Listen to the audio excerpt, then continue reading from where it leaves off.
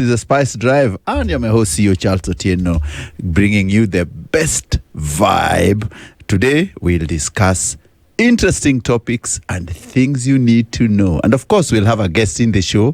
Karibuni Sana, of course, is a wonderful Wednesday afternoon where we tell you, and DJ Cham is on the 1 and 2s. You can hear the music we've started with. It's just to kick up the party, of course, to uplift your mood wherever you are. Spice Drive is a show which gives you what you want to hear. And of course, also, the discussions will be deep and interesting because we have a lawyer coming on the show at a later hour. Of course, it's none other than Silas Jakakimba. This morning we told you that the great man departed amidst us. So, Silas, karibu sana. Thank you. So, you went for the funeral. How did you receive the news? I received the news through a friend. Yes. And a comrade. And then, how did you react the first time?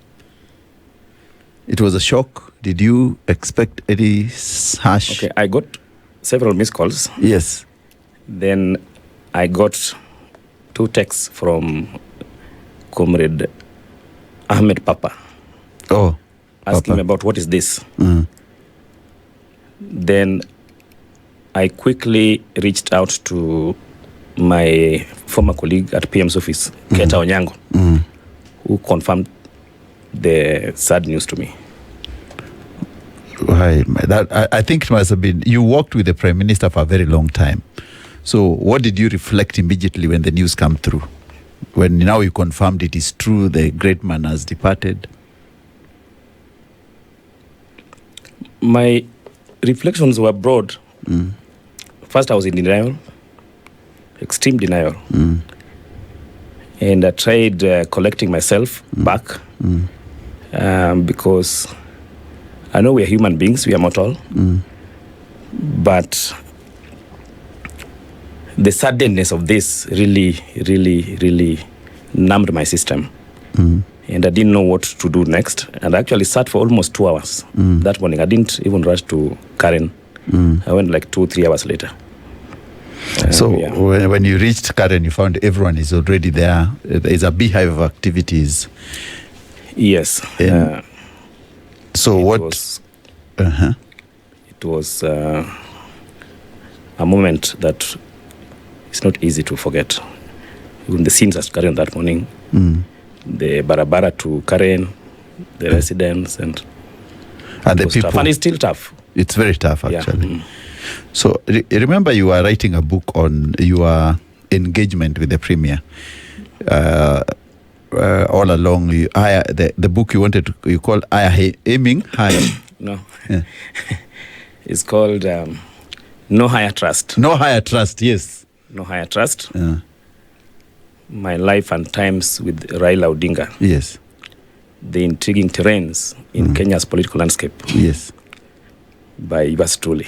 But now, if you look at part of the things you're going to write, now it's a time to release the book.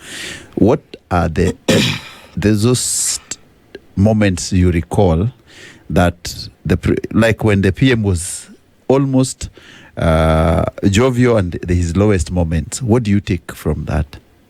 His lowest moments after the election, which people considered he has won, and then the victory is taken away. Then you guys will strategize, and you're working with him every day as his shadow. I think PM saw it all in terms of, I wouldn't even entirely call it electoral loss. Just things happening, and then you are not declared the winner. And there are more than 2 or 3. But I want to speak to the one of 2017. I know the one of 2007 was very chaotic. Yes. Then there was 2013. But then there was 2017. I think that was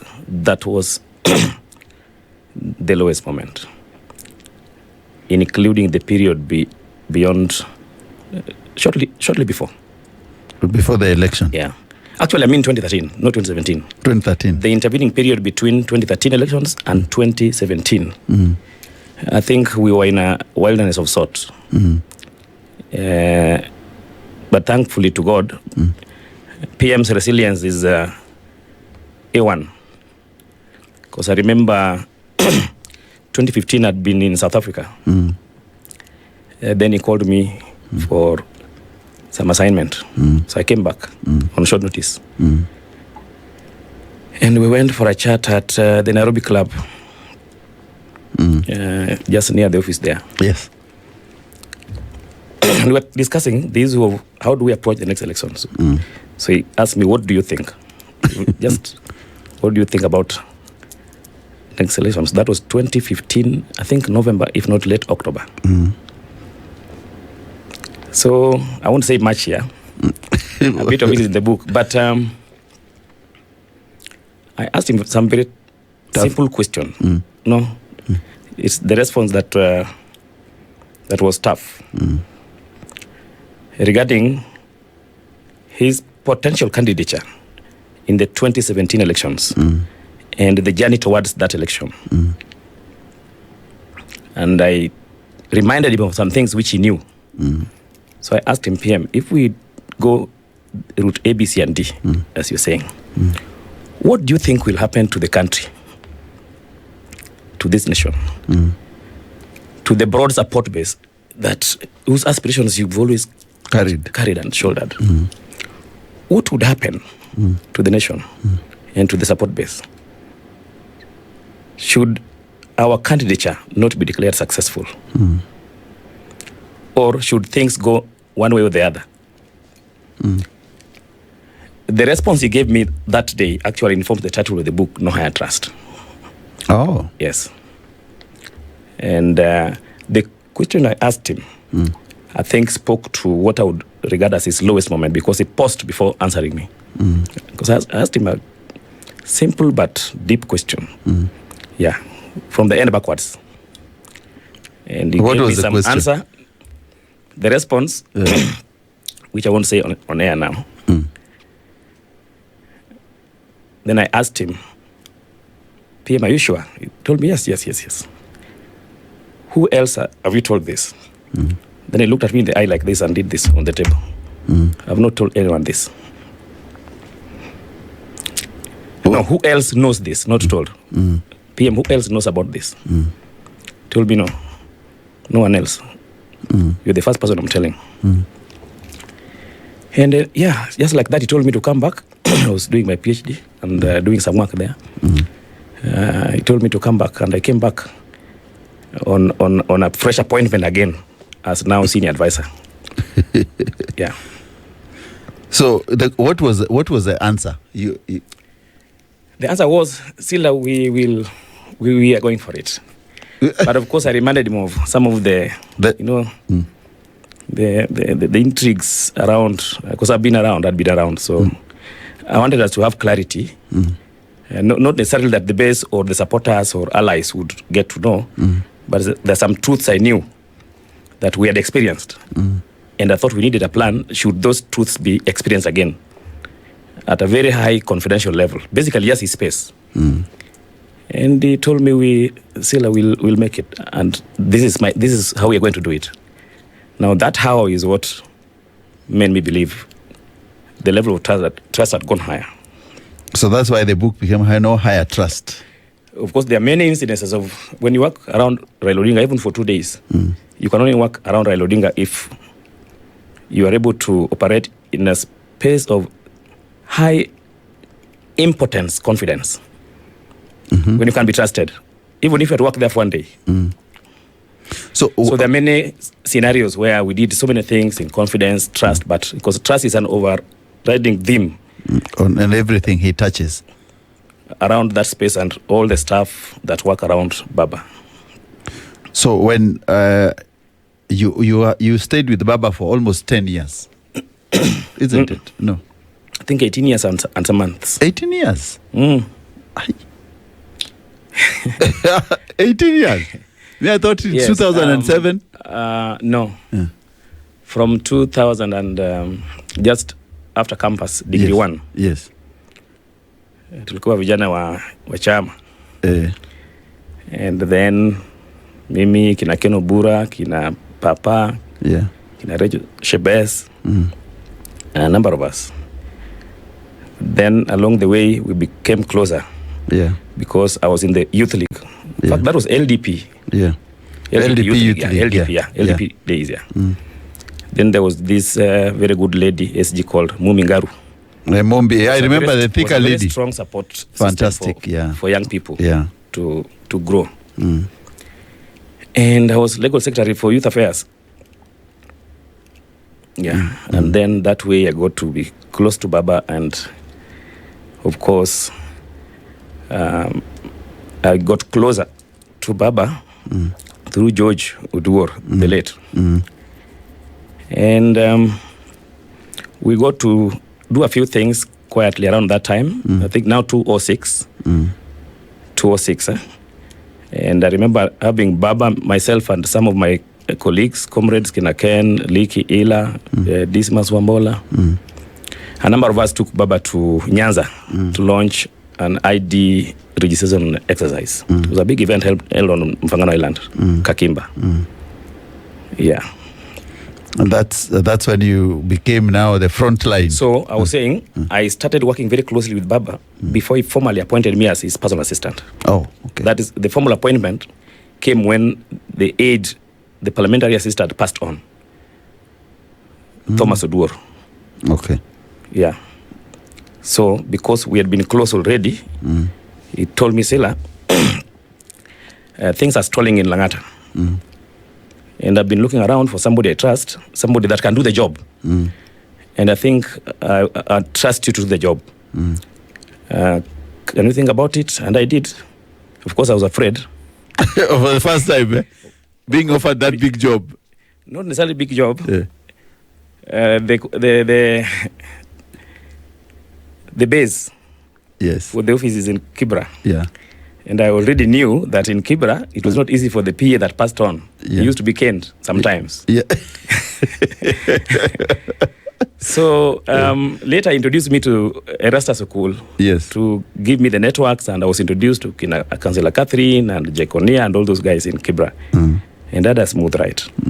So the following day we met, and I told him, yes, I think I can. And he sent me to Dave Arunga, ambassador. Yes, who was ambassador, the office PA, the Baba's PA in the office at that time, to get my letter to take to Parliament. So if you look basically from 206, 205, effective in the space and employ of Baba up to 2023. You can calculate the number of years. 18. Inakuja 18. But now you're saying when you moved from Kibra, remember you were dealing with and Kibra. And even 2023, yeah. It's only the formality of being on the system as an employee. Otherwise, Baba's work always continued. So when Baba's work that I do. Yes. Even now.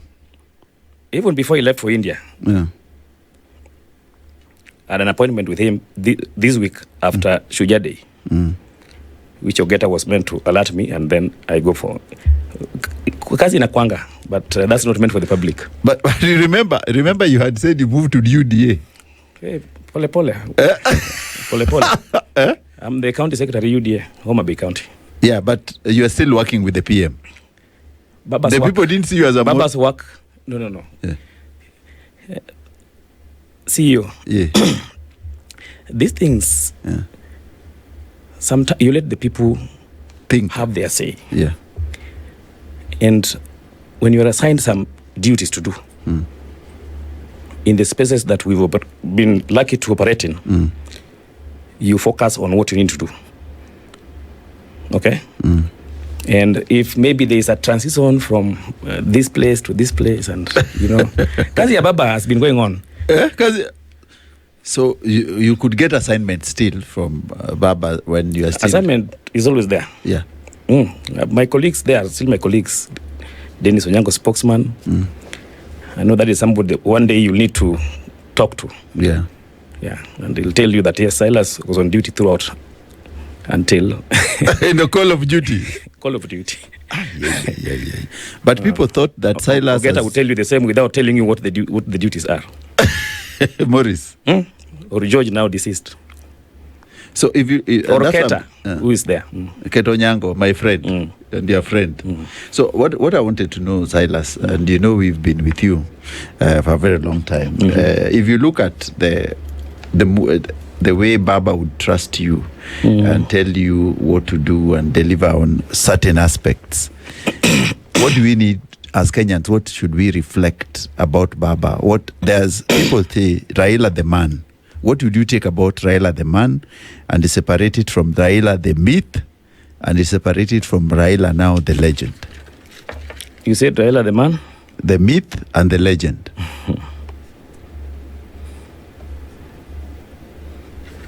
So, Raila the man, yeah. I want to believe you are referring to the Raila outside the screens. Yes, without this. Actually, the Baba. Yes. Raila the Baba. The Baba now. So, Raila the man is very soft. Very, very soft. He's an empath. He's real. He's very welcoming. He's a man of the people, always smiling. If you go to have a chat with him, the first you would want to know details about you and your family, how you are doing, you know. And I said the other day, I think on Ramogi TV, that is somebody who, even as a staff, and you tell him, Jacom, my child or my son is ABC and D, and this was happening, or maybe I've lost a relative. He would stop anything he's doing, and you know, it's so genuine. It comes from his belly and reflects on his face. And would want to know what happened, if they were unwell, you know. Would want to give you all the support, genuine support. And he's also very sensitive. Most of these leaders, when they move around, most of them, I should think so. I'm not sure whether they know how to take good care of their staff. Their staff, yeah. Most don't know. They leave their staff in the car when they're going for lunch. Jacom does that ever since. Ever since. If he's going for lunch there, the aides, the security, and other staff like us, you'll always be sorted, you'll be eating. And you know, it sounds like a small thing, but it's not a small thing. Yeah. And then there's this thing about Baba, the issue of philanthropy. Baba has and ran the most extensive philanthropy system that I've ever seen.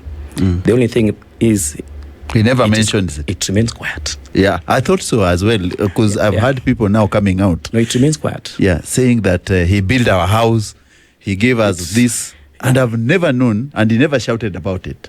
That is not his style. Yeah. Yeah. I'm not saying the rest of the styles are bad. Yeah. But people need to understand Baba's style. Yeah. Because no talking about giving. Yeah. But he gives a lot. Yeah. I saw the other time people were talking about the places, like there's a guy called Mukurima who told me the other day that Baba built... Mukurima from Meru? Yeah. No, from Kiambu. Also that Baba built the house for their grandfather who was in jailed with them during the detention. And he came back and was disfranchised completely. But Baba reached out, built a house and gave them even money. But it was never mentioned anywhere. No, that is how Baba operates. Away from everything. I think even in terms of, let me say, putting structures to that kind of support system. Now, Silas was telling us a question we asked about Raila the man, the myth and the legend. And we talked about the philanthropic part of the Right Honorable Raila Odinga, which many people didn't know. And people used to say that Raila does not contribute, but it's only that he never said it when he did. And he did it in so many places, many times. But it's like the Bible, what the right hand gives, not the left hand, no. Yeah. So what do you think, what do you tell us about Raila the myth? Yeah, before I go to the myth, I had something to say about the philanthropist. Yes. And I was saying that he didn't want to look big before the public or become very frontal on issues of philanthropy or charity or giving. He believed charity is a back-end thing from source to the target, where there needs to be some level of support. Just yesterday, when we came back from Bondo, myself and Dennis Onyango, the spokesman, had a long time catching up on just, reflecting. And one of the things we spoke about was this of Baba's philanthropy. Because we understand Baba, and he didn't want to be public with this. About it. So it's only last month that Baba agreed, I think the last 1 or 2 months, that Baba agreed to a foundation to be formed in his name. Raila Odinga Foundation. For the first time, yeah. All the years he's always said no. He believes giving it is from you to the target. To the person. Yeah. That's it. So it's only within the last 2 months that he agreed sometime, someday in future, there could be Raila Odinga Foundation. And I remember telling Dennis, I brought this idea with him also in 2023 September, after the elections. We had some ideas, which I discussed with him. One of them was this and something else, some other things. But the issue of he never wanted to go big on things like charity. Okay. Big in terms of what is visible to third parties. So it was directly from the source to the recipient. Yeah. No intermediaries. And in most cases, papers. no announcement. No announcement. No announcement. You know, when the former PM gave Gor Mahia 10 million, I was shocked for the first time. Yeah, but it's always given. Now that's one of the very rare occasions. Yeah. Where it went public, and he was actually personally there.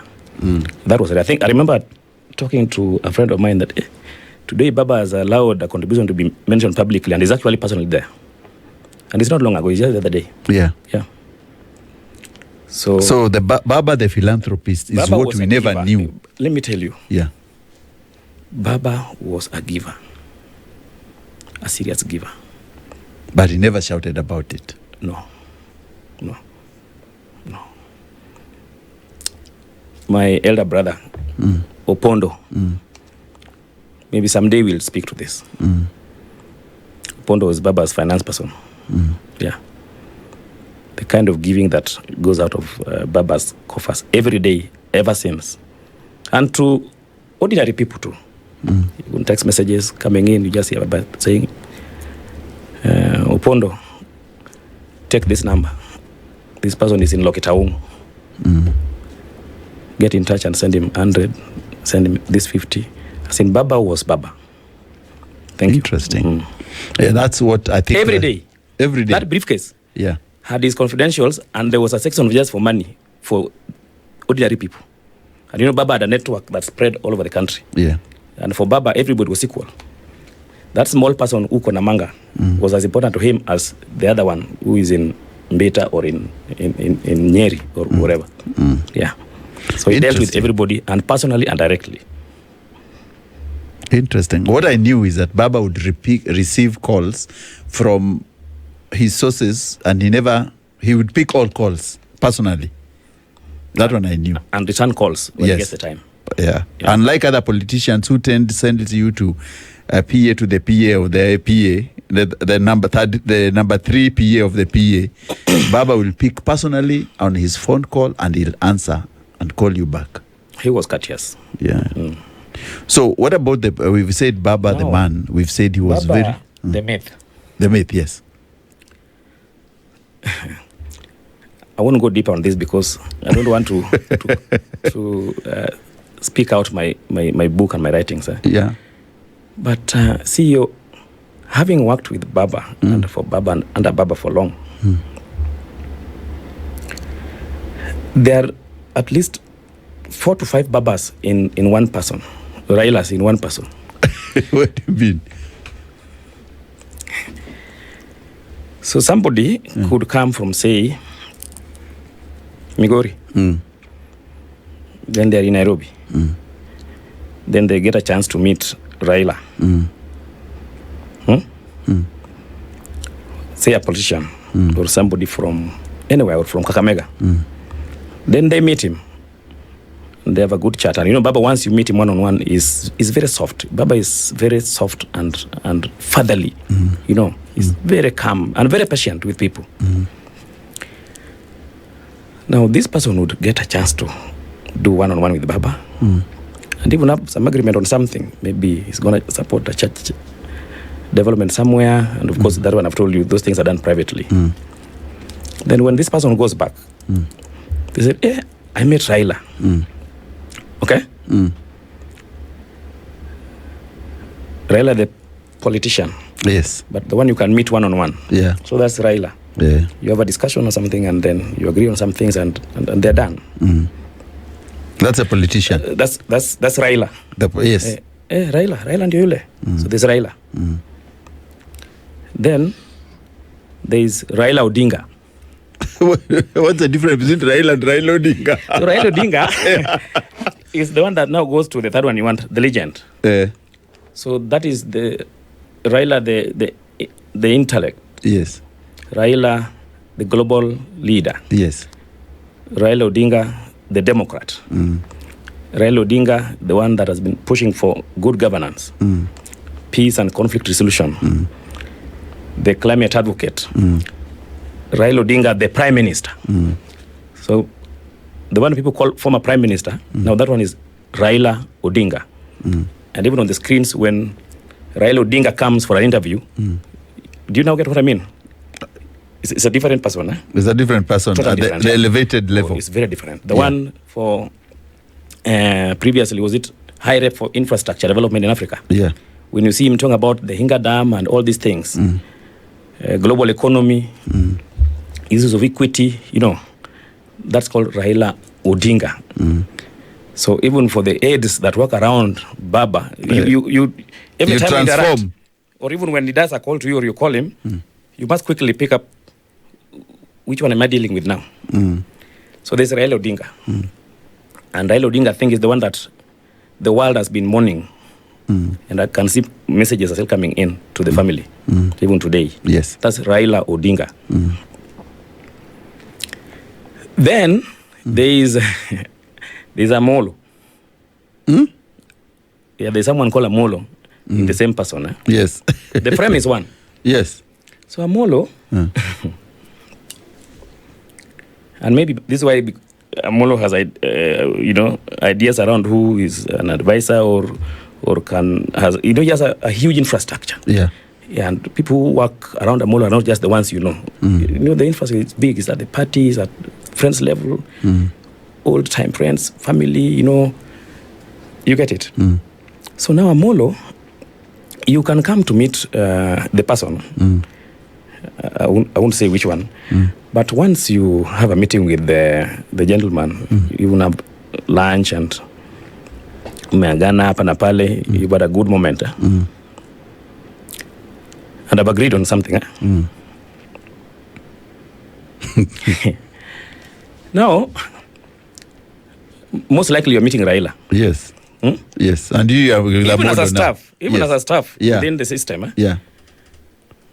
But before implementation, because he's a very good listener, and he consults a lot and widely, Before Baba does anything, let me tell you, he consults a lot.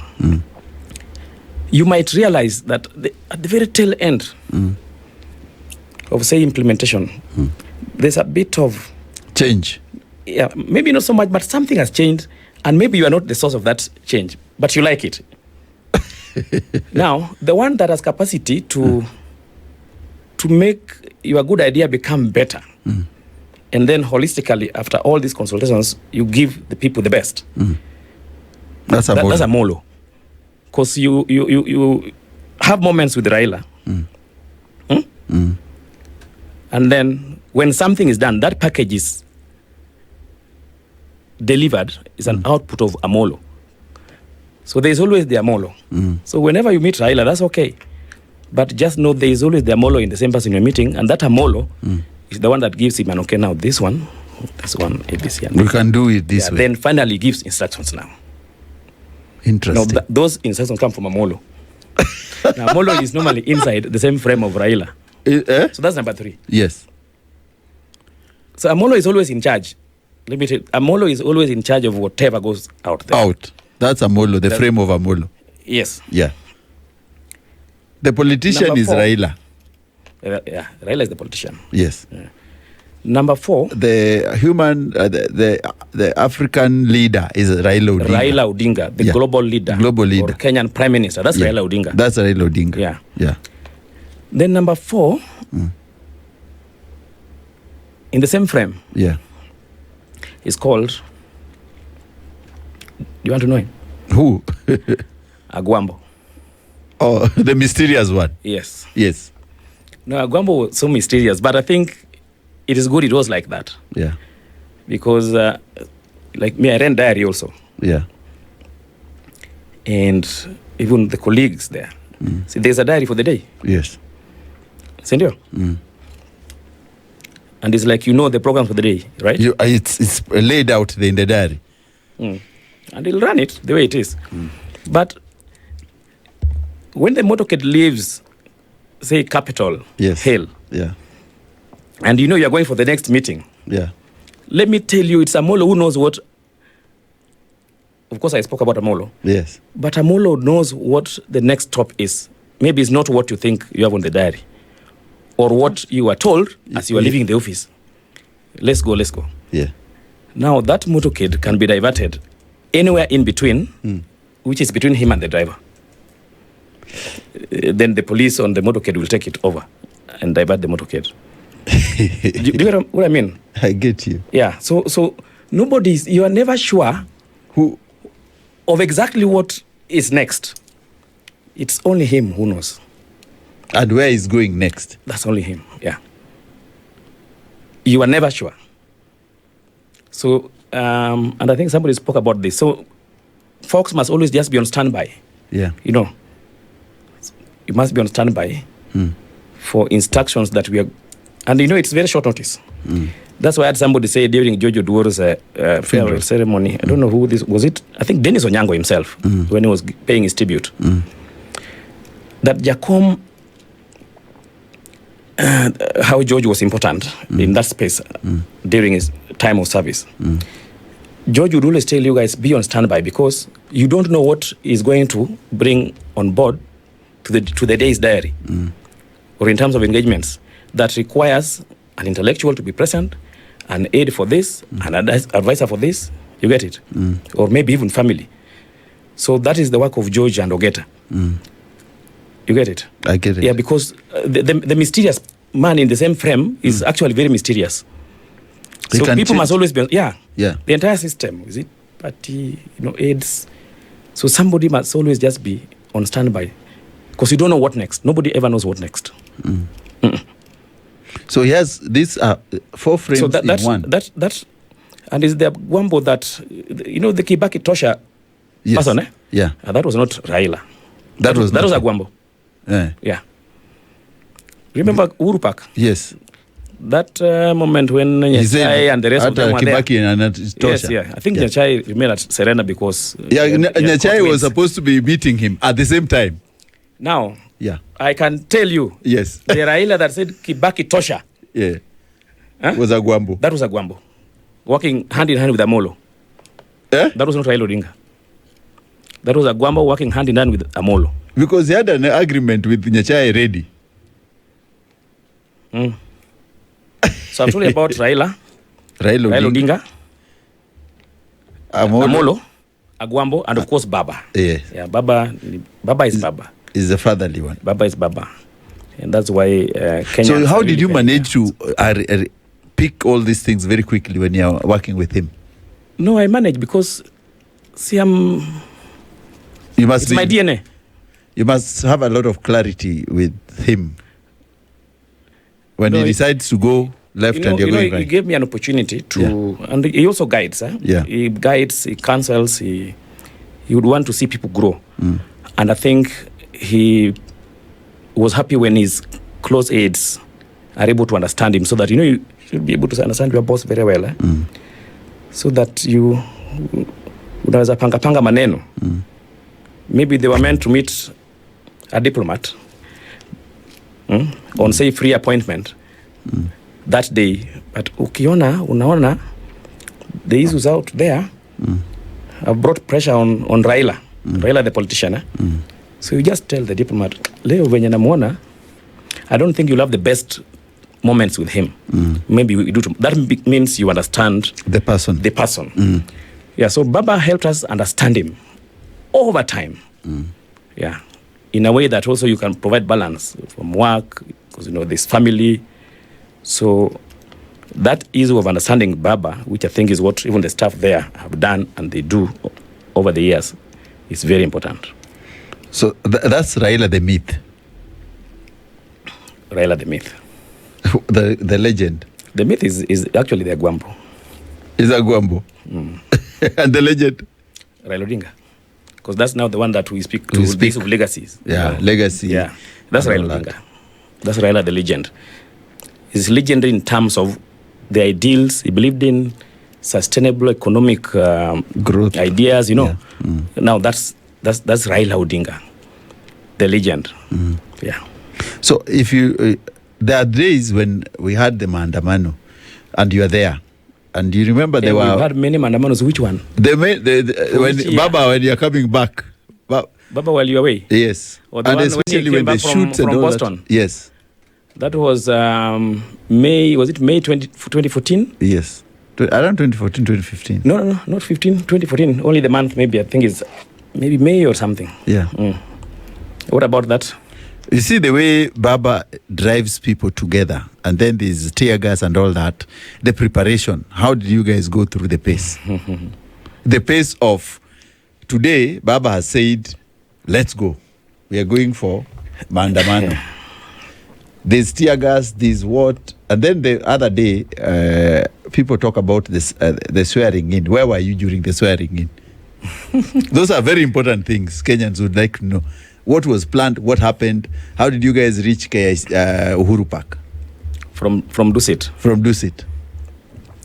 Anyway, back to the other one you asked. The one. Yeah, the first one, the Boston one. Baba While You Are Away, which informs Lady Maureen's song Dugedala. Yeah. Now use Standard Group people. This might make me call you guys out on air, but I don't want to go that route, because the one you are referring to in particular is a very emotional one for me. Looking back, because when Baba was in Boston, he had a sabbatical for 2 months, almost 3 months. Yes. I joined him. After I left Kenya, I joined him a week or 6 days later. And it was not like I was going for work or even a tour or leisure trip, no. And I went with my family. I think I had one child then. So to land America. Now, CEO, this reminds me of something he taught me, that Sila, in the course of these things, there will be days that you have to retreat and step out. Not step back, step out. And then come back to the country. So now, on the day of Baba While You Are Away, I want to tell you, and let me say this on air, I was not in the country. And not because I liked, or because he sent me on an assignment, which I've done many of them abroad. The way politics was then did not allow me to be in Kenya. And thankful to Baba, Baba has been very protective of some of us, our families, our life.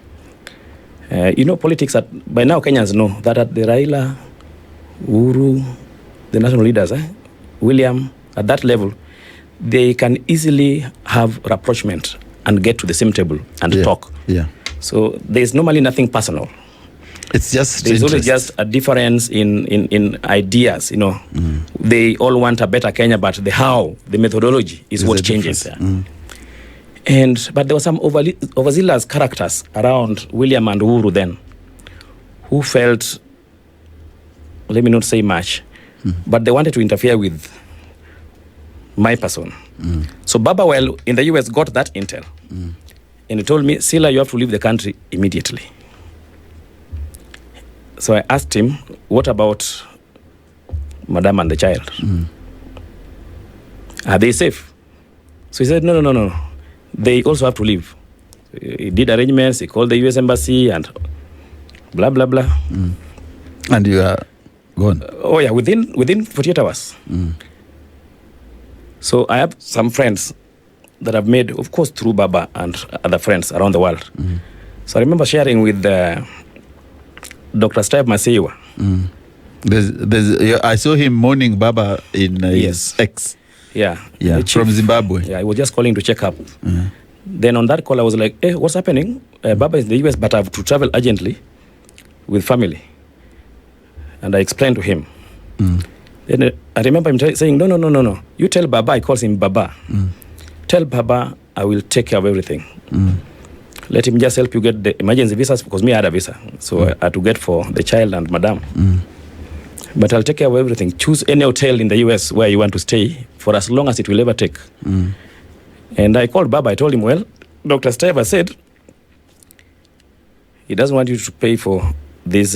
Basically, I was being away on it's called self-exile. Yeah. And the US embassy supported us, kabisa, and we left the country. I think in 48 hours, we were out of the country. Fantastic. And story for another day. Now, while in the US, I love traveling to the US to just maybe for work, and 3-4 days I'm back. Ever since. Along the way, I got bored of being in the US. Remember, Baba was around. That's why I was in New Jersey, in some hotel there, south of Jersey. Then I went to Boston, and we had good times. I was taking Baba to his events at Princeton and all those things. So I got bored. So we had a discussion. I think Salim Lone was with Baba around that time too. Yeah. So I told him, Jakom, I don't see myself staying in America. For another one?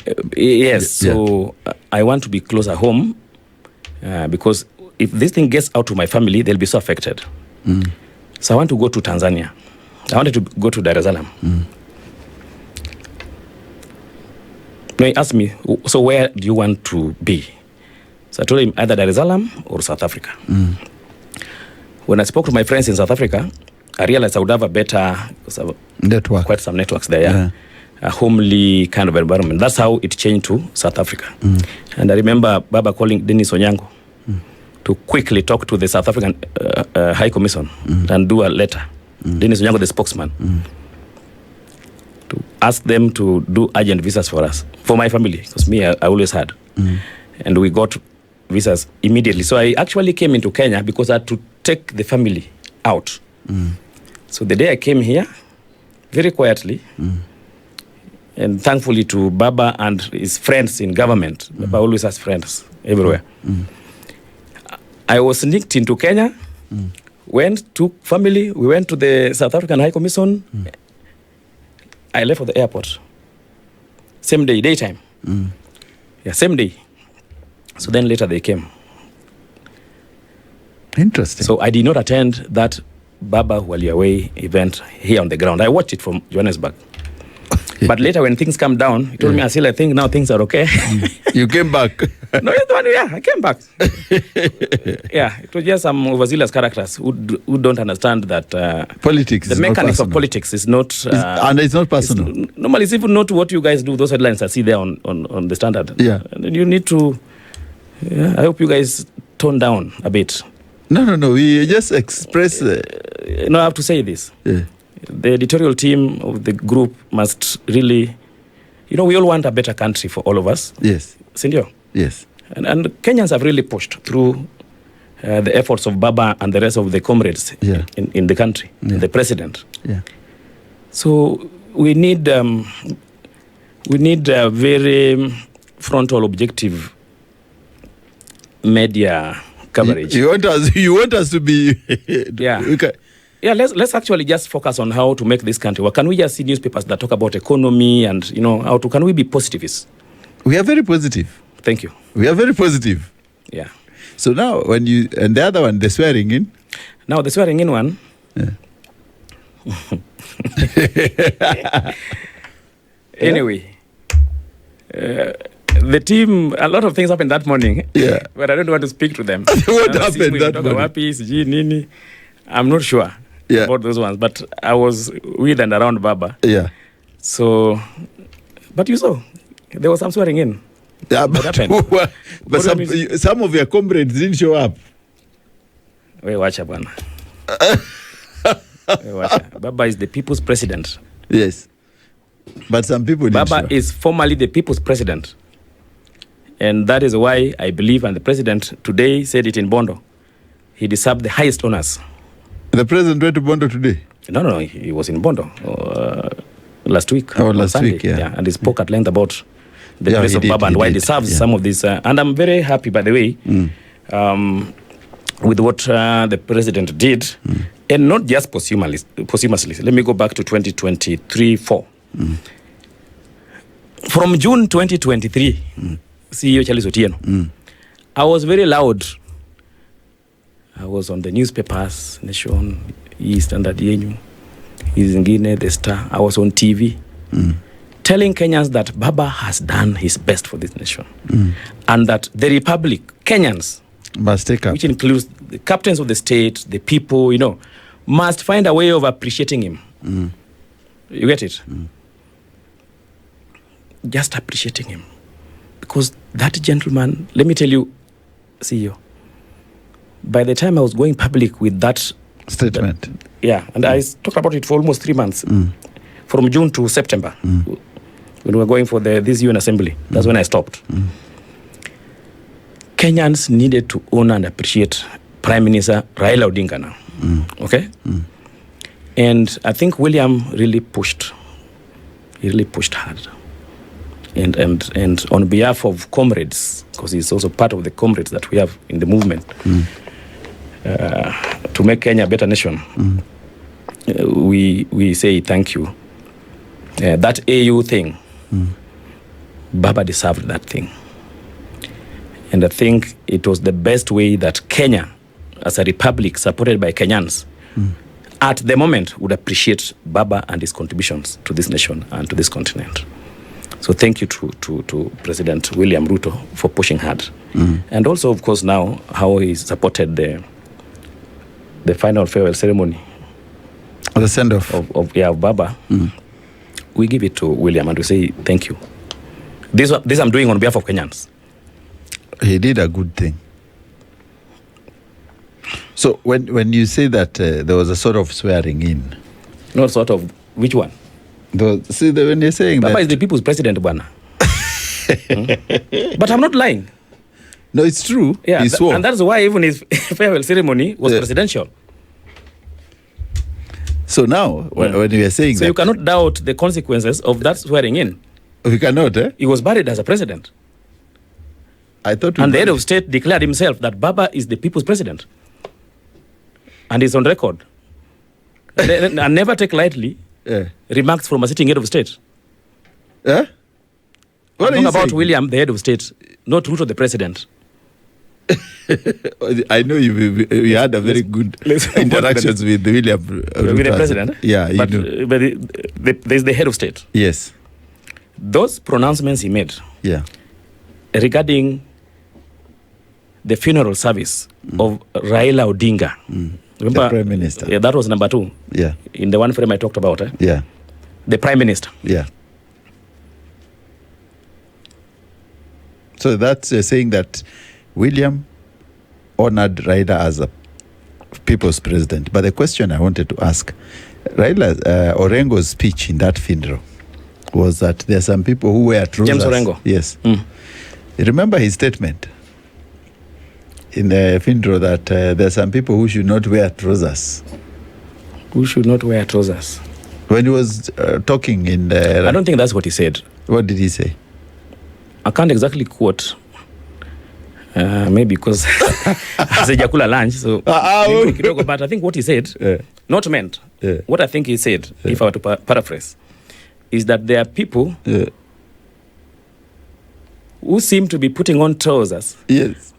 But ordinarily, he did not believe they ought to. I don't know. So what about it? Are there some of basically, loosely translated, not men enough. Yes. Which also translate again, I want courage. Yes. Yeah. I think it was just his way of passing a message on courage and, being decisive. So what about it? So when you said you were with Baba that morning, you were in a hotel in Dusit. Yes. Did the comrades remain in Dusit or did they go? CEO. Yes. Kenya is moving on, and this journey is not normally an easy journey. All those manenos are part of the whole. And that is why we are where we are today. But so let's appreciate everybody was in and Dusit. their roles. We just say everyone was in Dusit. But the ones who reached were few. I've told you all these guys are friends and colleagues. Yeah. And I've spoken to it before. Yeah. Remember 2023, I told people, Baba and William, they are the best of friends. I think it's on record. Yeah. They don't have any differences. There's nothing personal.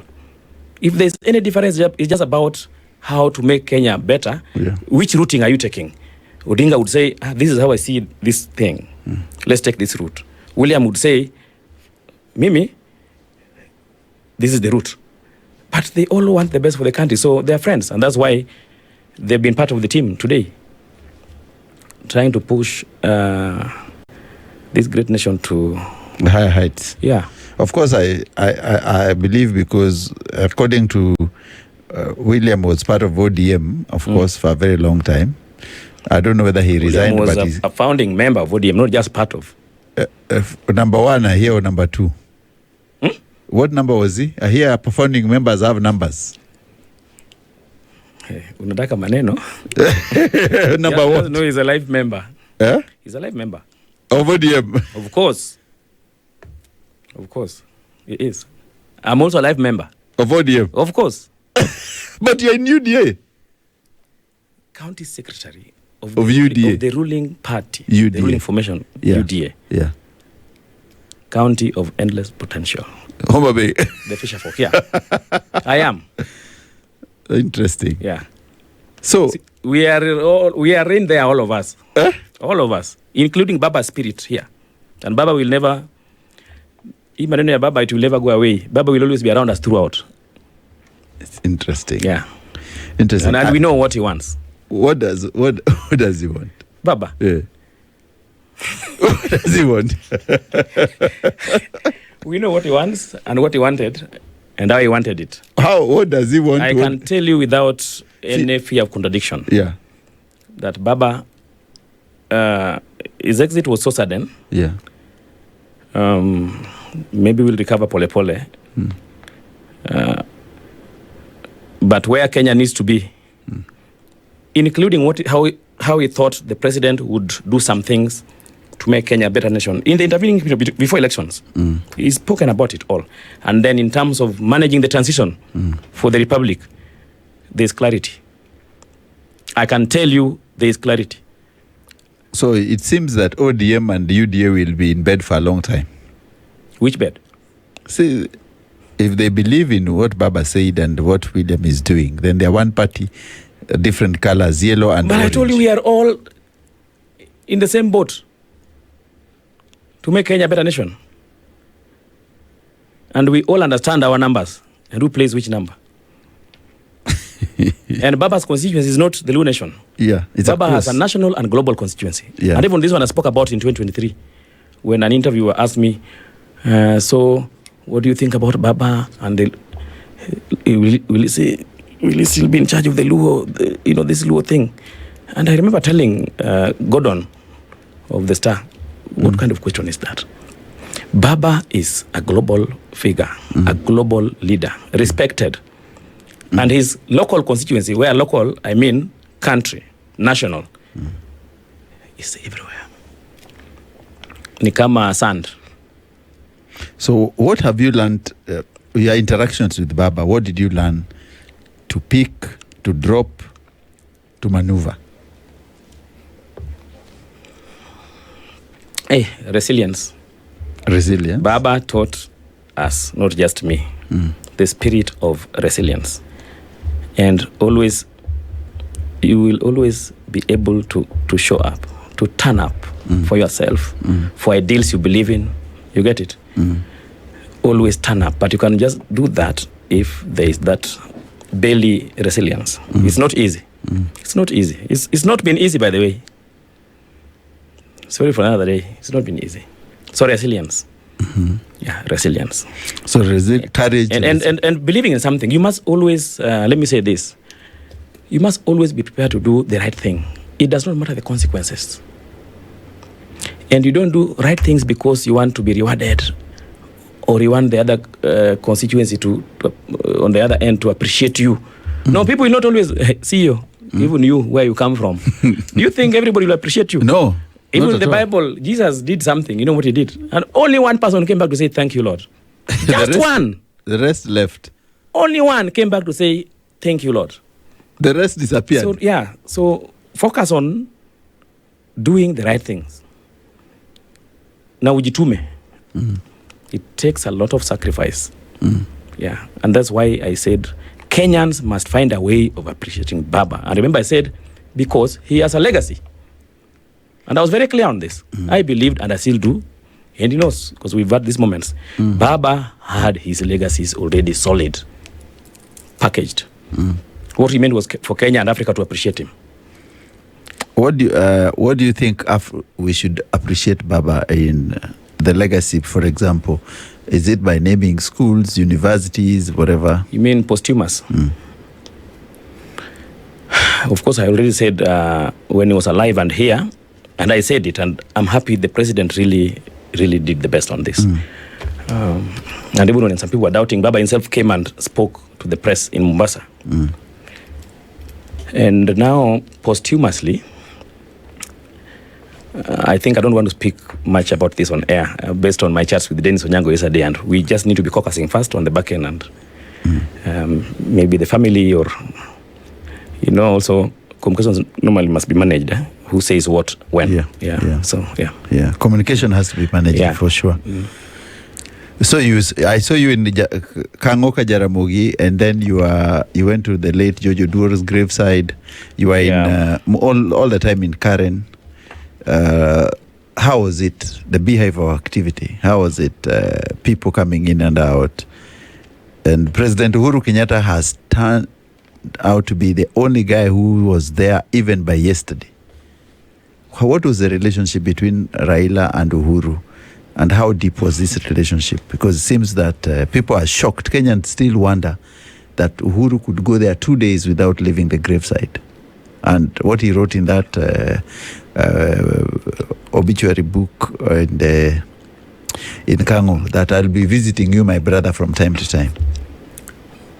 But Uhuru, just like any other Kenyan that calls Baba, and Baba is shared by all Kenyans. You know that? Yes, because he had fidelity around pushing for the ideals he believed in.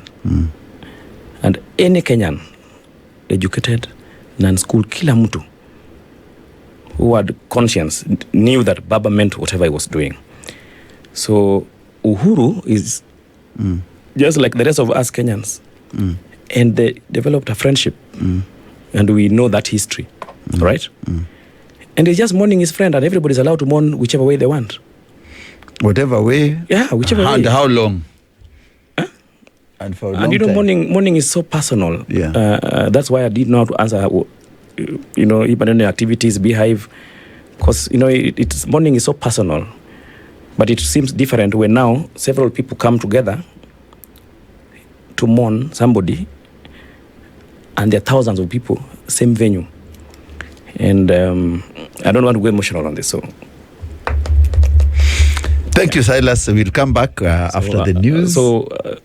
Just for clarity, the rest of Kenyans will be going to Kangoka Jaramogi to pay their respects on Baba's graveside. Every and day. Uhuru is allowed to come. He can do it as long as he lives. So it's Every okay. day. For me, it's just a friend mourning a friend. Silas, let's get back to our conversation. Yeah. Now, you said anyone can mourn, and I pick it where you left it. Yes, anyone can mourn. As long as you want to mourn. Yeah. We do not subscribe to people how they mourn. Yeah, and it also doesn't matter status. Yeah. So I think that is why we need to respect the fact that all Kenyans are in mourning. Yes. All Kenyans who believe in Baba, in their millions, his ideologies, why he's called Baba. Yes. So everybody is mourning Baba. Yeah. The best way they can, and they should be allowed to. Yeah. So now, he say people can... So I don't want to attach anything special. Yeah. To say CEO going tomorrow, going again. No. Yes. Let people mourn the best way they can. Any day. And handle their grief the best way God allows them to.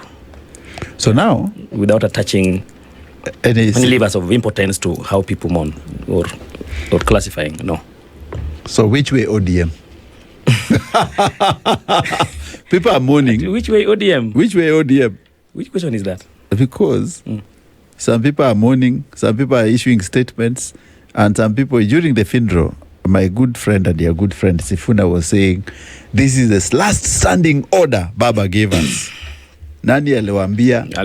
Aliongea na Raila ama Raila Odinga ama Molo ama Gwambo. I'm paraphrasing what he said. No, Sifuna must first know, try check who he spoke to. Eh? Anyway, continue first. So Sifuna says, then Gladys Wanga, your governor, says that they are in broad-based. And today I saw many people addressing, and we are still mourning. People are mourning how they know. Yeah, and the party decides to give Oburu Odinga the party leadership. People are still mourning. So which way ODM? Are you with the UDA in bed? Are you wherever? Where are people? Not in bed. That's why I asked you earlier, which bed? We have a working relationship. Yes. The two formations. Yeah. Okay? Yeah. To keep pushing harder on the economic front, unity, cohesion, one Kenya, one people, because those are the ideals Baba believed in. And there's the 10-point agenda, which is windowed between March this year to the time frame that is on that document. Yeah. And there's a lot of clarity. And whoever listened to Baba during Phoebe CEO's funeral, Dr. Phoebe CEO in Karachuonyo, not long ago.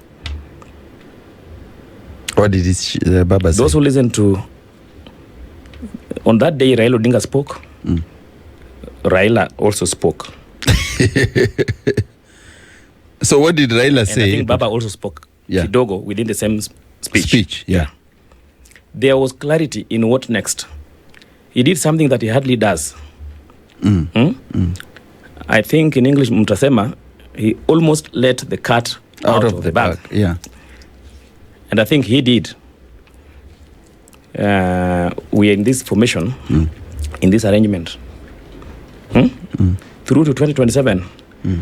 Na akona hakika ya kwamba tutaenda mpaka mbele ya 2027. Do you remember that statement? You do? Yes. And he said, nobody should bogowa. I'm paraphrasing though. Yes. As Kenyans, Kenya is one nation for everyone. And the arrangement between him and President William Ruto to take Kenya to the next level, he said he does not regret, getting into that arrangement. And he said it will survive the terrains up to 2027 and beyond. And he did this. When you see Baba doing this and stressing, and he spoke like that for the first time on this arrangement and what next. So there's a lot of clarity on what next. And Baba's constituency is a huge constituency. It's not just, it's extra ODM, nationally. And Baba left clear signals to the public and instructions on the back end. So what was left for the back end Amolo, to do?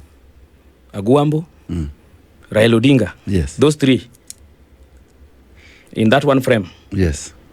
left clarity on the table on what next. Not just for the Luo Nation, no. For the national constituency, that is Raila Odinga's ideologues and supporters and fan bases and Kenyans who believe in the hope of a better Kenya. Yeah, it's so clear. So, I don't speak for ODM though. It's not my province to speak for ODM. I know you are the secretary. But I can speak to what next from Baba's corner. That one I know very well. But you can see the ODM people are talking from different sides of their mouth. No, it's allowed. It's democracy. It's democracy, but it does not take away the fact that there's clarity on what next. Okay. Yeah. Of course, it's not my province to speak for ODM. Actually, neither am I the But even your spokesperson party leader for is UDA, speaking, no. even But it does your not take party- away the fact that I know. But remember, even your party leader, the president, is speaking on ODM. No, but he's right. We are members of ODM. Life members. Your party leader Life members. Because my party leader is Is a not founding member. of ODM. Founding. Yes. So he has a right to speak. That's why one day he told my friend Sifuna. Sifuna is my very close friend, by the way. I hope you know that. Yeah, I know. My very close friend. Very close friend. Amekula mena mingi sana mfangano. We've been home severally. And we are comrades. Yeah. That remains. And we are friends. So I want that clear, that whatever I say here is not personal. Yes. We are very good friends. He came into the system, and I know he appreciates the support I gave in that process of him coming into, and he's done his best. Yeah. But one day, the president told him, I think kwa matanga ya George, Funa, pole. Unajua hapa, we can gang up as founding members of ODM and you will not be on that table. Yeah. So pole. And I co-sign and align to those sentiments that umwami pole tu. And it's important that when you work for Raila Odinga or for Baba, you must always also try work from the end backwards. What would Baba want in the circumstances? Yeah. Not what you think he wants. And that comes from Amolo and Gwambo. Those ones hold the answers to that question. So you must know, understand the infrastructure well. Yeah. Interesting. Yeah. I think that, so let's say ODM and the UDA. So in terms of which way ODM, and of course I don't speak for ODM, but I can speak about what I see happening in ODM. Yeah. ODM as a party leader, acting party leader, Dr. Oburu Oginga, right? Right? Yes. ODM has structures. Yes. And Dr. Oburu Oginga, in his acting capacity, is a product of what happens within those structures in that party. ODM is now our sister party. Okay? So there is an acting party leader. And there'll be clarity on everything. And Oburu has been speaking throughout. The other day, Baba sent Dr. Buru to Honorable Dalmas's funeral. Check on his speech. With clarity. If anybody wants to know what's next, or what would Baba do or think, or what next, just go and check Dr. Buru's remarks. And I know he'll be speaking with much more clarity than before. Interesting. Yeah, I'm talking about Buru now, the acting party leader. Not the senator. No, the youth leader. Uburu understands Amolo and Agwamba. And actually, I think it's only Uburu and the family that understand the 5 people in one better than anybody else in this world. Uburu himself is still, we call him the youth leader. And Baba's family. Yeah. Okay? Yeah, that one I know very well. And now he's also the acting party leader. So whenever he speaks next, he'll be speaking for the party. Okay? So it's not. And as somebody who understands the 5 components of Baba. Is Oburu Oginga. The family, the family, and of course Oburu, who considered now is the acting party leader of ODM, our sister party. What do you mean your sister party? But we are in a working arrangement with ODM. But if that working arrangement is until 2027, and it's being challenged by some members, of course. Some people are on fence sitting, like my governor Jim Agri Boborengo. Fence sitting. That is your opinion, or governor said he has decided to fence it? It's fence sitting. That's your thinking? My opinion. No. I told you I don't speak for ODM, but I know ODM will always do the right thing based on the MOU that was signed and on the political goodwill between the two sides of the captainship of both parties. Okay. Yeah, and there's clarity on that. So I just wanted to bring you to what Mutahi Kahiga, the governor for Nyeri, said. And there's been a flurry of retractions and many other things. Where do you guys stand with that, such comments? Those remarks were very unfortunate, CEO.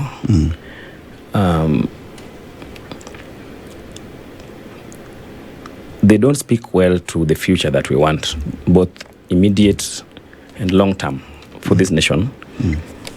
They're not posterity remarks in terms of unity of the nation and cohesion, brotherliness, one people. And it's very, very sad that the honorable governor, or do I say the dishonorable governor, could publicly make such remarks. Of course, we released a statement which could be out there, but there's been a round of condemnations. And I want this on record that we urge the NCIC to summon him to record a statement. And if there is anything that can be done based on what the law requires, let him face it. Let him face it. Yeah, it's not right. Actually, it reminded me of what my discussions yesterday were with Dennis Onyango. One of the things that troubled Prime Minister Odinga in his last moments, actually when he was in India, about Kenya, is the cancer of tribalism.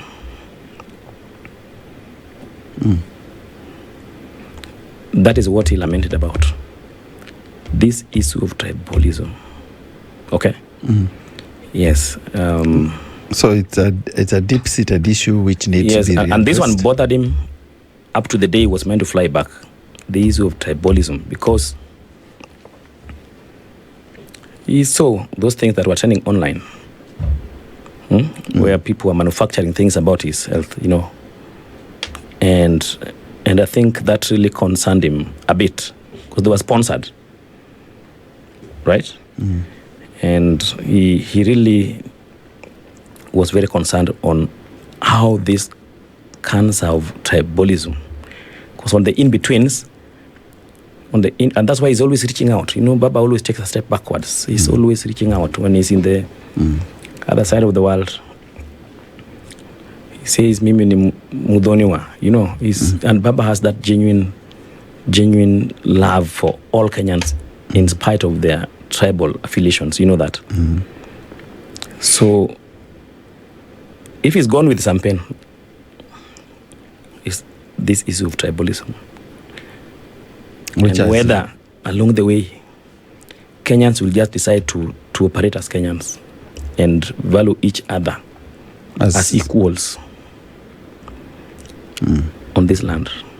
So now we were discussing very heavy issues, of course, on history, politics, and purpose of Raila. We moved on to mourning the great man, reflections of life, and who was Raila Odinga. And Silas gave us the 5 frames of Raila Odinga, and the same person with different reasoning and different abilities to look at things differently, and social standing. Silas, now, we are going back to where we left, and we left on ODM and Mutahi Kahiga's conversation, which is taking the country by storm.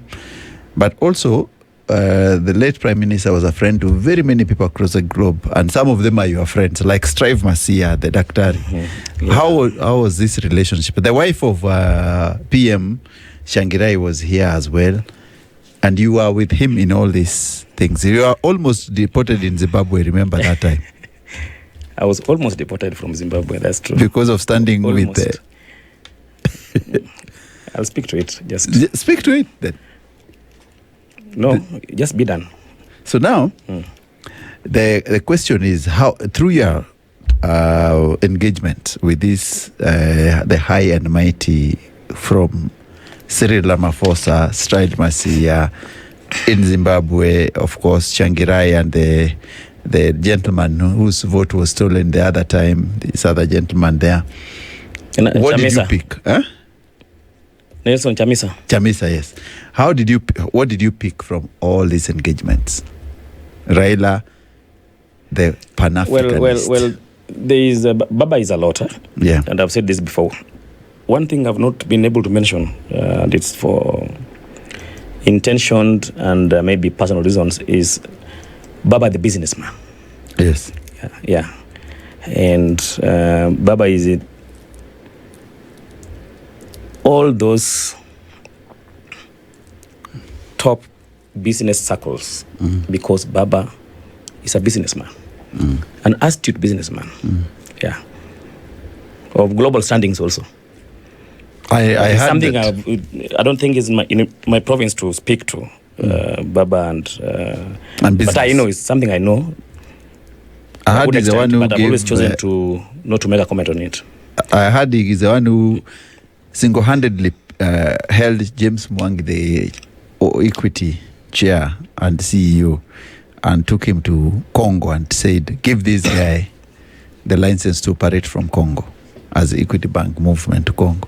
Well, I choose to... You choose to? Sit back with my response on that. Just know Baba is a businessman. An astute global businessman. Top.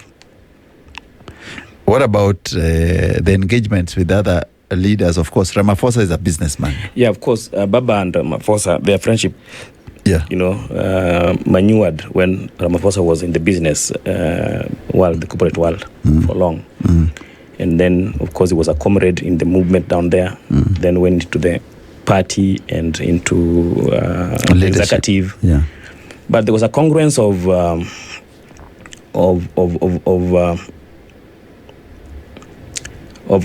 what committed them over time in terms of peace building.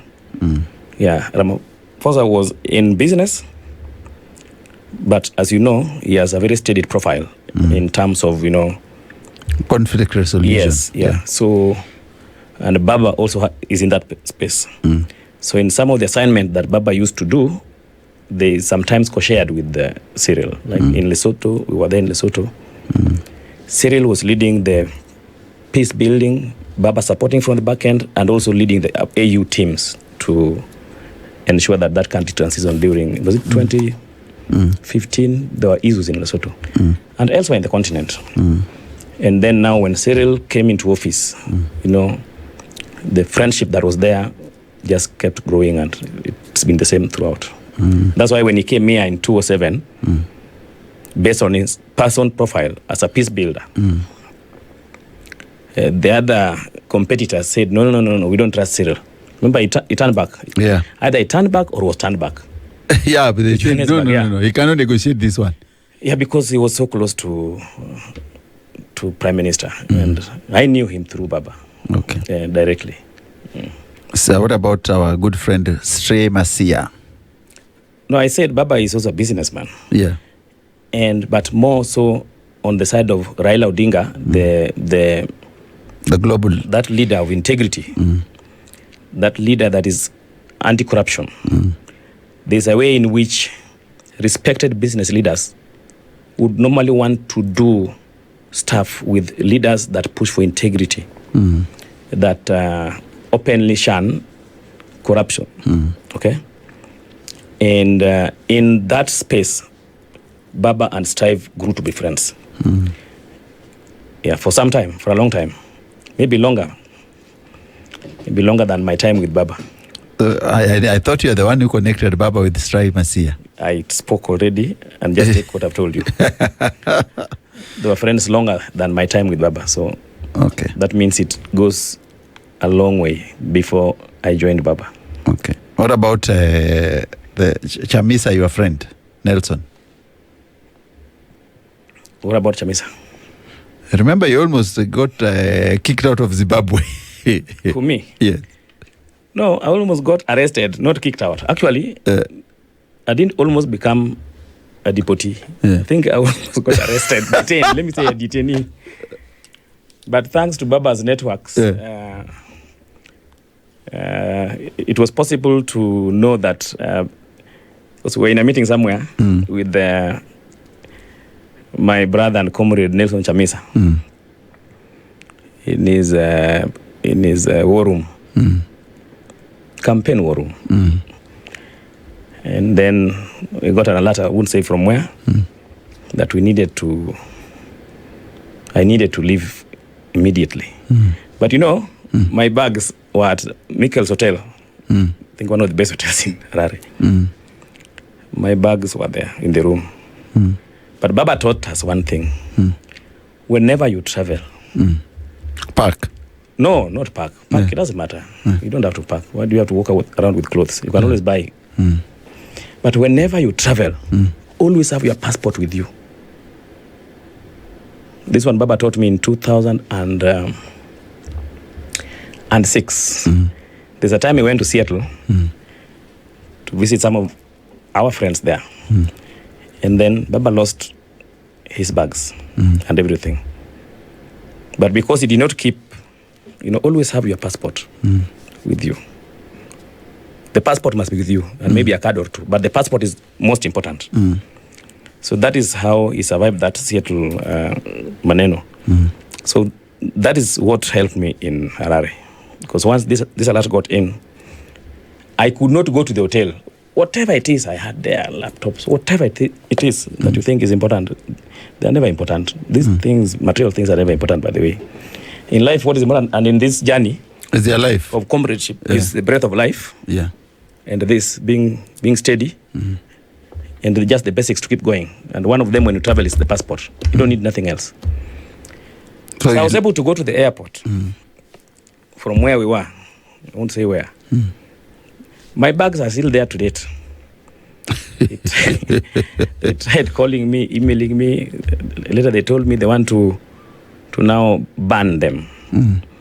And based on Baba's advice, he told me, Sila, don't just... And I don't know what they did with those bags. Later, I just became friends with the person who used to email me. I don't know what they did with them, whether they banned them. Because Baba told me. Forget about them. Yeah, don't receive that package. Yeah, because you don't know what they've done with them. I'm not saying anything happened. Baba just told me, achana nayo. But anyway, we were able to get out of the airport in some way. And usiku we were in Kenya through Baba's interventions. And I went, gave a brief, me and another friend, in Karen, usiku wa manane. Then, by road, went to the Promised Island in Mfangano. But I was even afraid staying in my father's, actually at my own residence or in my father's compound, where I'm always very easy there. When I go home, I like going to my mom's house and just chilling on the couch there. Having some nyoyo. Yeah, all the time. With that. Yeah, I even fell asleep there. Yeah. But I also couldn't be at my residence, so I went somewhere, another uncle's place in the village, and I was with my sons. So I was like, if these guys come to pick me, if they're able to get into Kenya, then they'll find me in the midst of my people in Jakakimba, doing uji. By the time that thing was breaking news that was looking for me at the hotel, at Mikkel's Hotel and within Harare, I was doing uji with my sons at my uncle's place called Maranda, Okebe, in Jakakimba. And that is it. A close shave, that one. Yeah, it was. That was. A close shave. But along the way, I think Baba spoke to, politics is very dynamic. I told you even here in Kenya, to be on self-exile in the US, which got boring for me, and I went to South Africa. These things happen from time to time. Even Baba had to pull out someday. Is it 1992, 91? And go to Norway, where Ruth Odinga was. So that you just try to be alive for the next day first. Then when things come down, you come back to the terrains. To the comrades. To the terrains. Yeah. It's terrains. It's not easy. Terrains. So if you look at that is the Chamisa and Zimbabwe issue. Nelson. Morgan Changirai was Baba's very good friend, and also the wife. Changirai was Baba's. By the way, Baba has played a much more back-end role in supporting comrades within the continent. The movements for change, for democracy, for good governance. And PM Morgan Changirai was one of his closest friends and comrades. And you know the history of Zimbabwe and even, the opposition movements and all those, and normally that's how things go in these journeys. But I learned something from Baba because he kept Morgan very close. Very, very close. Very close. And that's how I got to know one of my best friends in life called George Siboshiwe, because George used to be spokesperson and personal aide of Morgan. And then through that, also other networks got into our space. By our, I mean the whole space of Baba and all these networks. When the chips are down for some of this movement, not just in Zimbabwe, I can tell you, Baba always availed his resources to support his comrades. And even always invited them over in Kenya, quietly hosting them in Karen, facilitating so many, support lines for them. And we've learned a lot. We've learned a lot. So Baba was committed to a better Africa, not just Kenya. Baba believed Africa had potential to be a first world nation. I mean, continent, Africa as a whole. Baba believed in a prosperous African continent. That is why he has all these networks all over, because he always saw Africa as that next lion, economically and in other ways, IT. Yeah, I've always seen him talk about integration of Africa, borderless societies a lot. Yeah. But very passionate about he's been very, very passionate. But the question I wanted to ask you, intercontinental trade. Yeah. The other question I wanted to ask you is, Baba was also known to be a very good friend. And of course, let me speak to this. Yeah. Because of that comradeship. And that is why even Madam Excellency Elizabeth Changirai was around. I don't have to talk much about the fly on the wall experiences or observations over time. But I've said they were so close. And as a handler of Baba, I did a number of assignments at that global level in terms of his networks. He was sent here and there. I remember around that time when I was there, some people disowned me here and my mission. You guys covered it. And by that time, I was actually back. I was up country. Yeah. Okay? And Baba told me to draft a statement to contradict that other statement. Of the people who are saying... To set the record straight. Yeah. Because he sent me. It's Baba who sent me to Harare. He sent me with a goodwill message. Yeah, and it's okay. It's okay. So that was done. And actually, I first called the spokesperson, Dennis Onyango. Jacomas told me, ABC and D, have you seen this other statement? Like, yes. What is your advice in terms of crafting it? He told me, I know you do a draft and let me see the draft. Because Baba told me to do something, and sign it myself. Then he told me, no, this is okay. Let it go as it is. Interesting. Yeah, because Baba is the one who sent me. So, and sometimes not everybody must know what's happening. In the back end, actually. Even if they think they're close to the principal. Most people normally don't know really what's going on. But there are people who know what's going on. And you don't have to overshare it. Okay. Yeah. So maybe they didn't know. And they were not informed. And remember I said in my statement that I work for Raila Odinga. Yes. And Raila Odinga's office as a communications director and spokesperson. Yeah. If there's anything to say about me and my mission, Raila's office would issue that statement. Yeah. I remember it very well. But also remember that when you're saying that you were given assignments, the Congo deal, of course, Raila was very close to Tshisekedi. Even when he was going to vie for the first time. I think he's the one who's supported him 100% to go for that seat. Post Joseph Kabila's. Me, I've just told you that Baba has many friends and comrades pushing for better Africa from their stations and cells, right? And he always offered support because Baba had allergies of networks, credible networks globally that could support anyone who's the drives for good governance and such movements. Yeah. So I think we just leave it at that. That covers all the comrades. Interesting. Now, before we close, I wanted us to look at what are your reflections. Baba is gone. He has left a solid legacy. So what are the reflections to take home individually, politically, to the communities and to the country and Africa?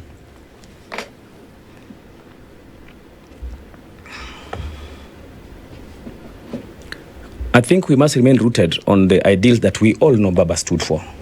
That's the take home, at least at the what next after Raila Odinga is recalled. It's a challenge that viongozi across the board would want to reflect on. Peace, conflict resolution, let's prime issues of climate change. No, there's no other way to go about it. Let's just do the things he believed in, which I believe might not necessarily be the SI unit for the best, but would push the country forward and even the continent. Security, diplomacy, get it.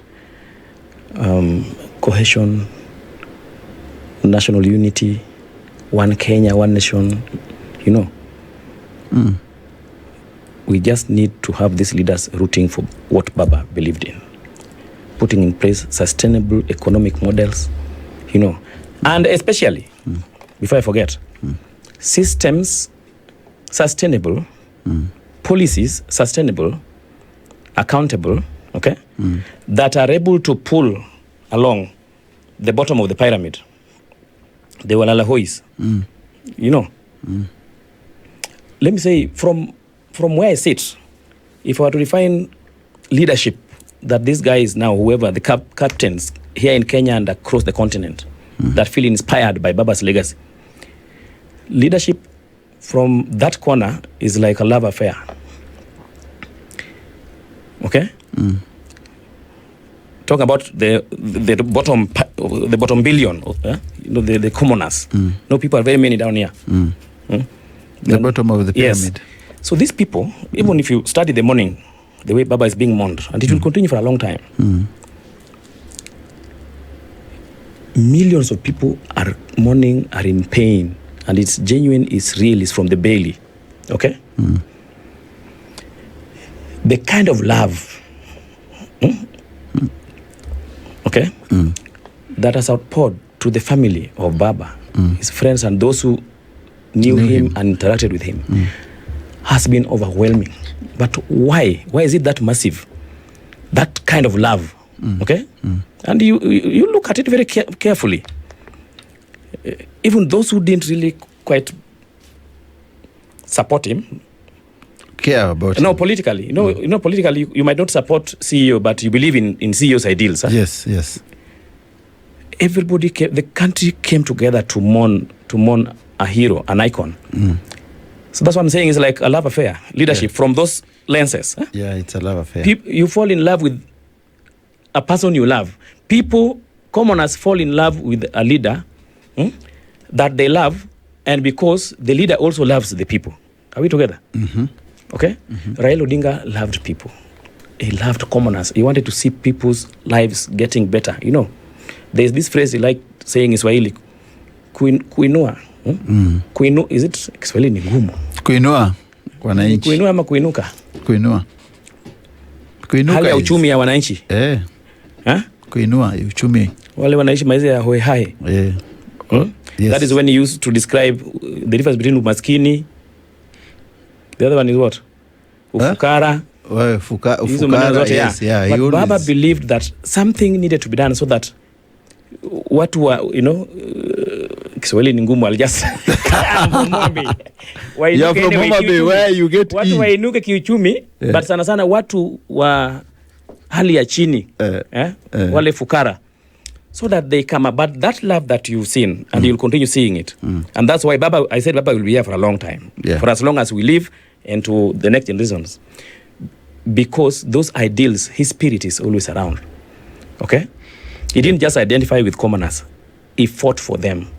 He placed his life as their guard. He did directly. Yeah, directly. And some of those things, we thank God, Kenya is in a space where people are able to see things together, and that's why we must condemn tribalism, and have people pull together. So if you're given one wish to work for Baba, what would you pick? The gentleman, the man, the myth, or the legend? Ask that again.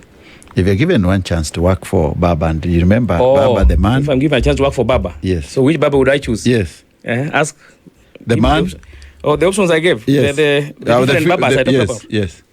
Or the man, the myth? The legend. The legend? Yeah. No, me, I would work for the frame that has all of them, the 5 of them. Because that's the one I understand. Okay. Yeah. I would work for Baba, the Baba that has all those Babas in him. Because I think to an extent, I think I have my understanding of that Baba, and everybody has their own versions of Baba. It's not like the way I understand him is the way, that's not the template. That's just my corner. Okay. Yeah. So any challenges you faced when you're working with Baba, or any, because there are challenges at work, mostly. But I think I spoke about challenges already. You did? Umesahau? No, kuna I zingine. I told you I've been in self-exile where people thought I was enjoying life in the US. Oh, the one which you, that's and also maybe moved to South Africa. Yeah. Only because of the support system. It's not easy. Yeah. Baba really went out of his way to ensure that his people are safe. And even when now your life is endangered, he would always tell us, take a break, do this, talk to so-and-so. I think let me not say much. But that's a big deal, by the way. You must always take care of your people. Always take care of your people. And I think that reciprocal empath in him, so that when you are now vulnerable and in need, and even doubting whether you might see the next day, he deploys all the tools available to protect ensure you are from Harare and into Joburg and back to Nairobi, or to ensure that generally your people are safe. Okay. Yeah. Interesting, Silas. So I think we've captured a lot of things. You give us insights we didn't know. So I want on the challenges, yeah. Sana working with Baba for a long time. There are those days, and I saw many of them after the so-called, whatever you guys call them, I think you call them, you're the media, electoral losses. Yes. Managing those transitions internally. Did you get it? Yes. After, say, 2007, when I was there, then 2013. Yes. 2017. 2022. It is not easy. Okay? It wasn't always very easy for Jacom running the course and steadying the pace when on the other end of the world. And I think very tough days, and all the colleagues or the people we worked with, everybody normally has the account. Yeah. But the windows of 2007, not 2007. 2007, that violence really shocked all of us, and I was never ready for it. I didn't even know that anything like that would ever happen. But post that, 2013, yes, that was a very dark year, my brother. 2013 through to that election. Remember I told you earlier when Baba called me, what do you think about ABC and D in 2015? Yeah, that was tough. And then post 2017 elections. Those who remained with Baba, okay, on those 2 elections, were his people. Chief Ibrahim Ogopa, Onyango Dennis, Jeff Oyer, can count them. Mondo Andrew, the Fisher for Kia. Those were Baba's family. Opondo. And there are others. Okay? It was not easy. And one day I asked him, same Nairobi club, because it was close, so dashed there and maybe, Sila, come. So we just chat. Hapo tu kwa counter, akingoja marafiki zake wengine wakuje. You know, there's a moment we were deserted. And let me say this now.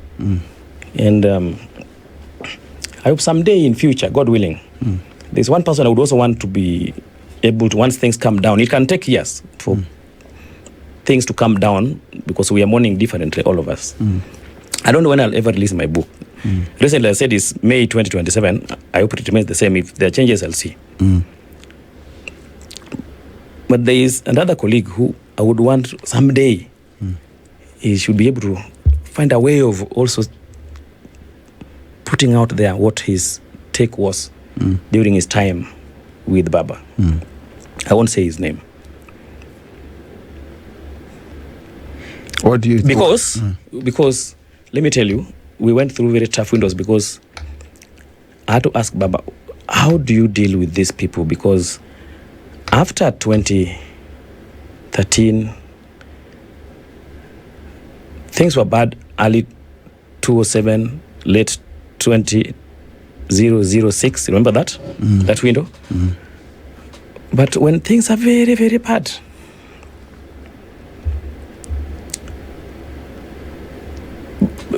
you know, we know his friends. We know his friends. If Baba is leaving the office, we know. Yeah, the aides know. Kinogeta, George, or, you know, the aides know. So we know, Baba naenda hapa, maybe so and so can come join him. And those who used to call, those who used to come for all this and that, you know, courtesy calls, they disappear completely. Completely. Do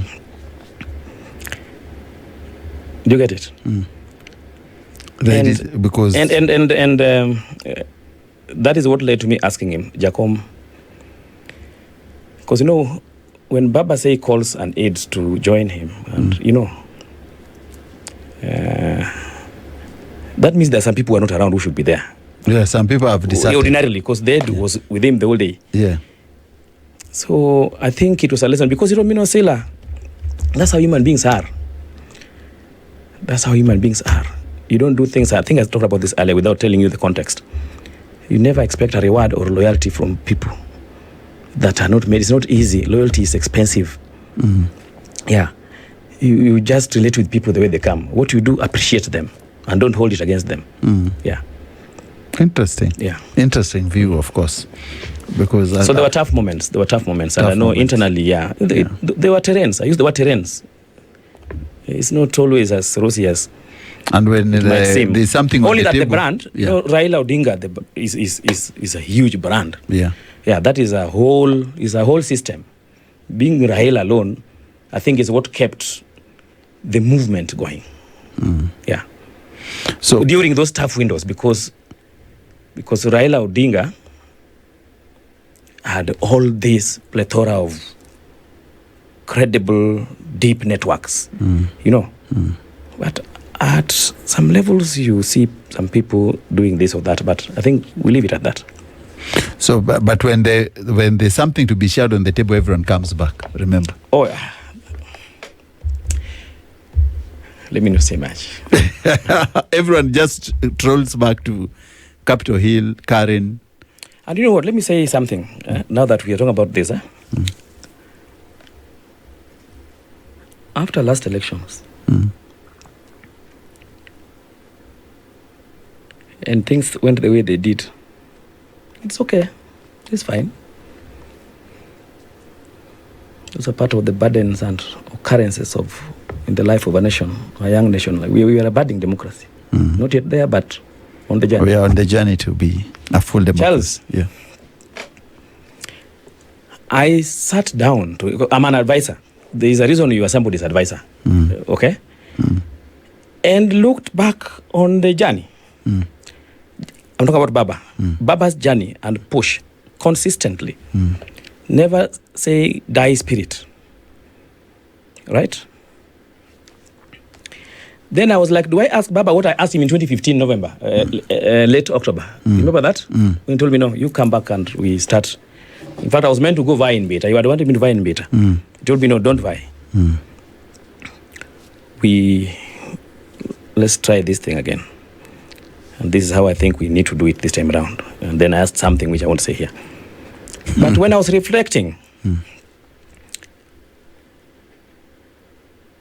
Charles, I reflected and traveled the journey back, and it's such a space, because here is an individual, a leader, who you can see, and the numbers can come out for a declaration.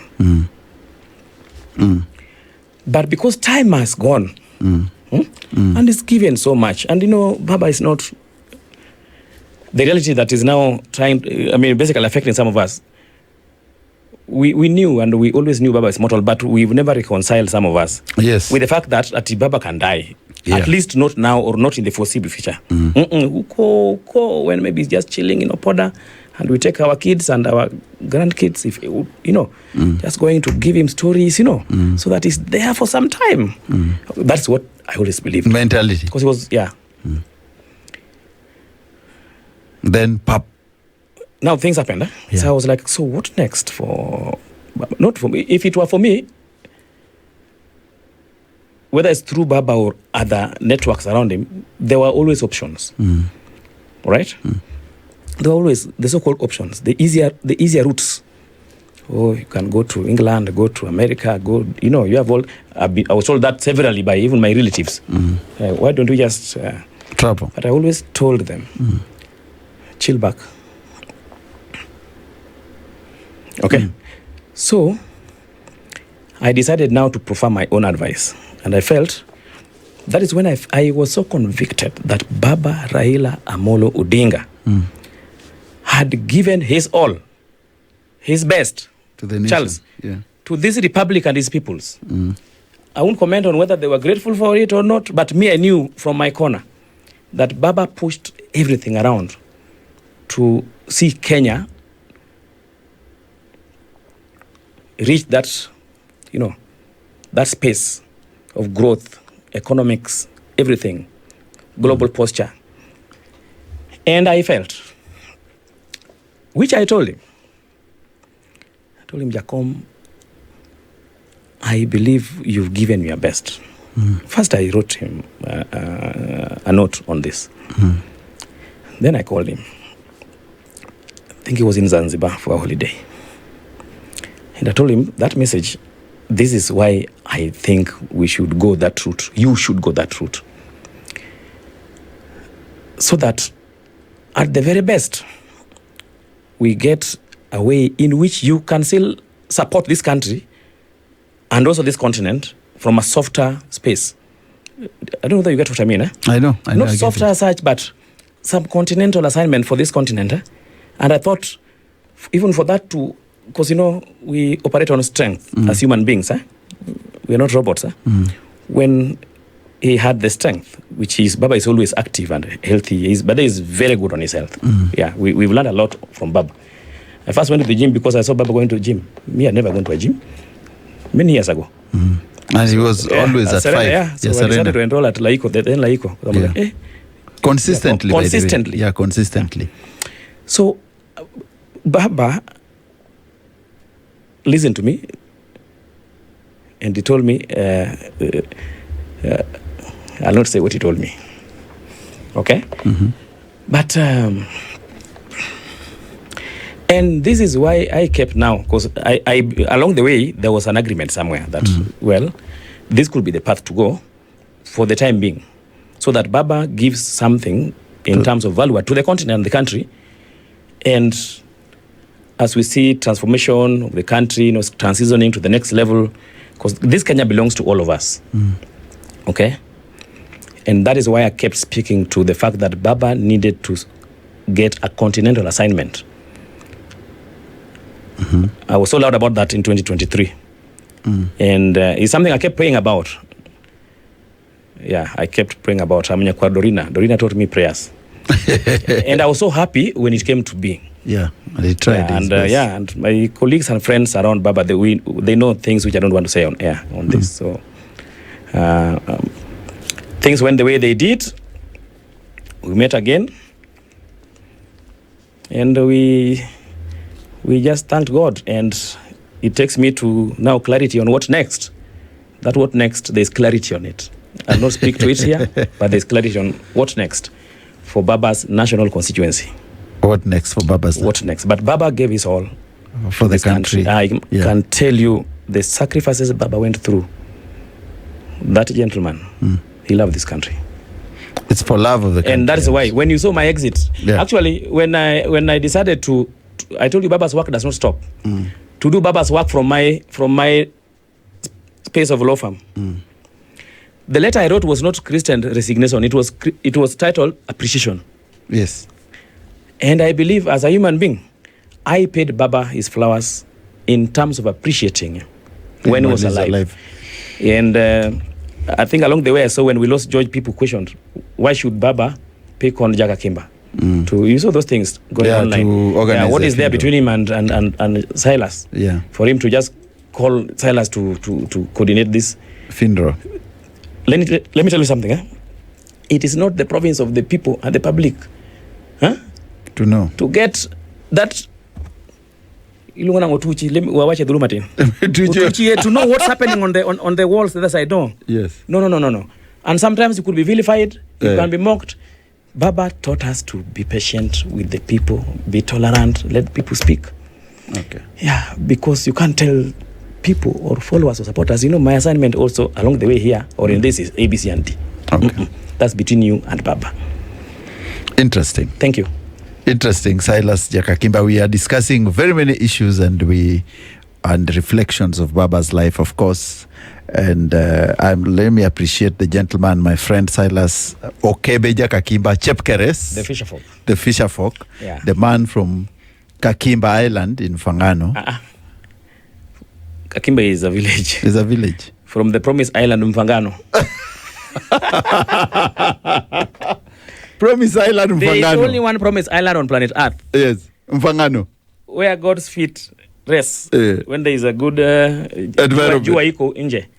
And the Lord wants to chill a bit on Earth. Yeah. I believe his legs are always on the island like this. That's why I call it the Promised Island. Thank you very much, Silas. Of course, we appreciate you came through for us and you've given us the nuggets very few people understand.